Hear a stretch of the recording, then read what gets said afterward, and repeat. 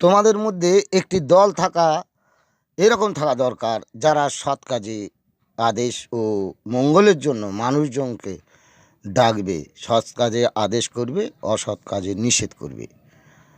আল কোরআন, সূরা আল ইমরান 104।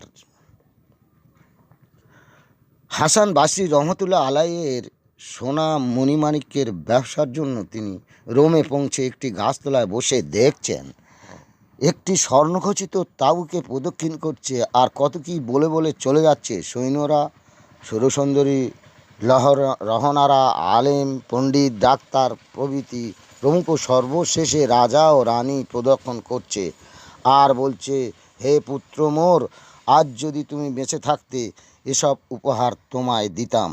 হজরত হাসান তখন থেকে ব্যবসা ছেড়ে দিনের দাওয়াতে বেরিয়ে পড়লেন। কথিত আছে, এই হাসান শিশুকালে নিঃসন্তান আয়েশা মাকে কোনো কোলে বসে দুধ পান করেছিলেন, অথচ মায়ের বুকে দুধ সেদিন এসেছিল আর কোনো দিন দুধ আসেনি।